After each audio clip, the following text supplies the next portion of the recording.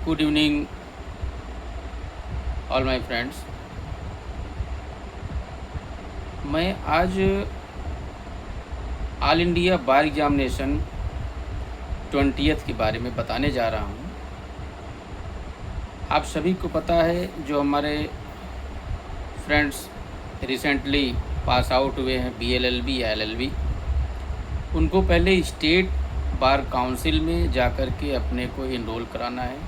उसकी प्रक्रिया ये है कि आपको 600 रुपये का और 150 रुपये का 2 ड्राफ्ट बनवाना है।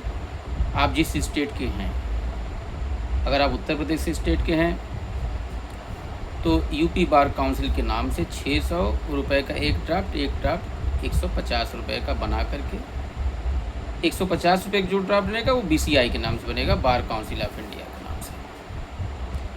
सभी डॉक्यूमेंट के साथ आप स्टेट बार काउंसिल में जमा कर देंगे। कुछ दिनों बाद आपका इंटरव्यू के लिए कॉल आएगा। आपको बता दिया जाएगा कि इस डेट को आपका इतने बजे इंटरव्यू है। आपका सीरियल नंबर ही बता दिया जाएगा। ये तो रहा यूपी बार काउंसिल के रजिस्ट्रेशन के लिए। इसके बाद आता है कि अगर आप रजिस्टर्ड हो गए हैं, हालांकि कुछ रूल्स ये बदल गए हैं कि अब आप अगर यूपी बार काउंसिल में रजिस्टर्ड नहीं है, अपीयरिंग है आपका BLLB या LLB, तब भी आप ऑल इंडिया बार एग्जामिनेशन का फॉर्म भर सकते हैं। ये 19th EIB 19 से ये न्यू रूल्स स्टार्ट हो गया है। और जितने लोग पास हुए थे, पास होने के बाद अपना वो सर्टिफिकेट अपलोड कर दिए, फिर उनका certificate of practice state bar council को भेज दिया जाता है। तो मैं आपको एक गाइडलाइंस देना चाहता हूं कि ऑल इंडिया बार एग्जामिनेशन एक ओपन टेक्स्ट बुक एग्जामिनेशन है। बहुत आपको हड़बड़ी नहीं करना है। आपको बेयर एक्ट्स ले जाने हैं। बेयर एक्ट्स ले जाने के बाद उसमें से सावधानी से ढूंढना है। ढूंढने के बाद मैं आपको चैलेंज करता हूं, अगर आप केयरफुली अगर आंसर्स को ढूंढ रहे हैं तो इंडेक्स से ही आपको 20 से 25 मार्क्स मिल जाएगा। आपको मिनिमम 45% चाहिए। बहुत हड़बड़ाने की ज़रूरत नहीं है। हड़बड़ी में आप गलत ऑप्शन टिक कर सकते हैं। लेकिन बात ये है कि ये EIB 20 का नोटिफिकेशन कब आएगा, इसका फॉर्म कब भरा जाएगा, एग्ज़ाम कब होगा, रिजल्ट कब आएगा। ये एक्सपेक्टेड है दिसंबर में नोटिफिकेशन आ जाएगा। मोस्ट प्रोबेबल दिसंबर में फॉर्म भी भरा जा सकता है। और फॉर्म भरने के 1-2 महीना 3 महीना जो भी है एग्ज़ाम ले लिया जाएगा आपका। लेकिन अब उसकी प्रिपरेशन की बात है। मैं आपको फोकस करना चाहता हूँ। मैं अपने उन सभी साथियों को बताना चाहता हूँ कि कुछ सिलेबस के बारे में मैं आपको ब्रीफ कर रहा हूँ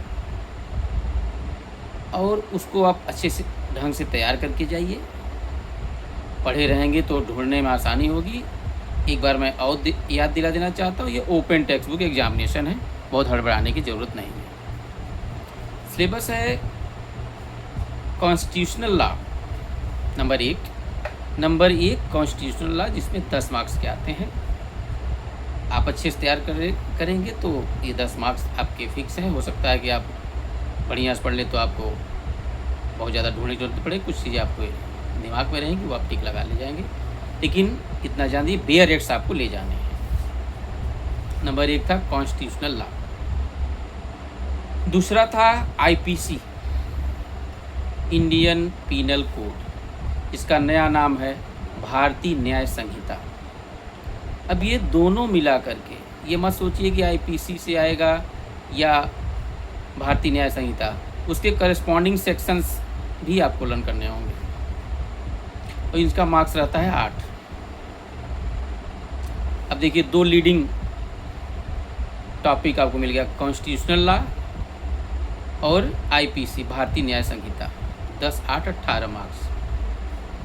थर्ड नंबर पे आता है CRPC, जिसका नया नाम है भारतीय नागरिक सुरक्षा संहिता। एक बार फिर से, भारतीय नागरिक सुरक्षा संहिता। इसके मार्क्स आते हैं 10। तीसरा टॉपिक, भारतीय नागरिक सुरक्षा संहिता BNSS से मार्क्स आते हैं 10। तो अभी आपका 10, 20 और 8, 28 मार्क्स तो ये 3 सेक्शन से हो गया। चौथा है CPC, code of civil procedure, there is no changing, इसके भी मार्क्स आते हैं 10। अब देखिए ये 4 टॉपिक मिला करके 38 मार्क्स तो यही हो गया। आपको चाहिए कितना, 45%, 45 मार्क्स, 100 मार्क्स का एग्ज़ाम होता है। 5वां नंबर है एविडेंस एक्ट, जिसको भारतीय साक्ष्य अधिनियम, ये आएगा 8 मार्क्स का। भारतीय साक्ष्य अधिनियम एविडेंस एक्ट, ये 5वां टॉपिक है, जो कुल मिला करके 46 मार्क्स आपके यहीं से हो जा रहे हैं। अब अगर इसको अच्छे से तैयार कर लेते हैं 46 पासिंग मार्क्स सही आ गया।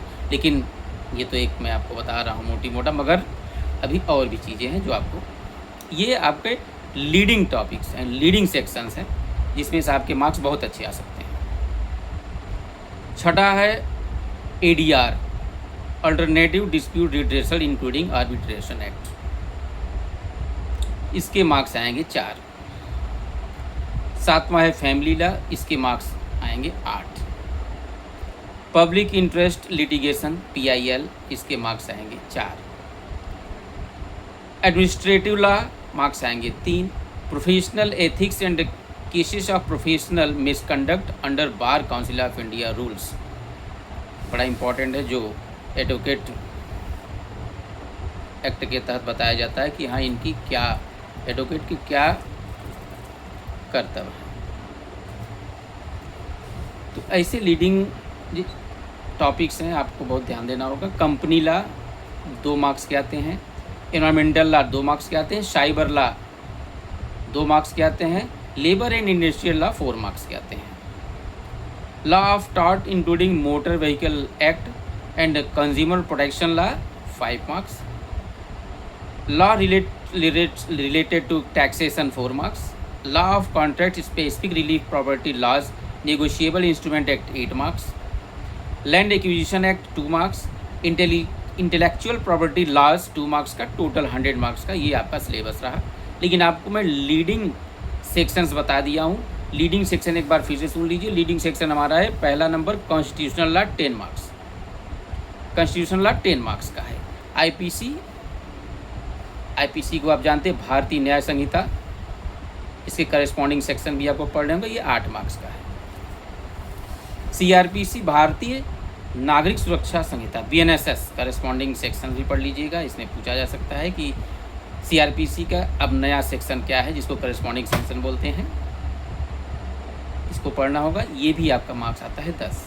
CPC 10, evidence act 8, family law 8। इस टाइप के अगर आप देखेंगे तो जिसमें जो लीडिंग सेक्शन है, जो हम स्कोर कर सकते हैं, ये हमारे सेक्शन हैं।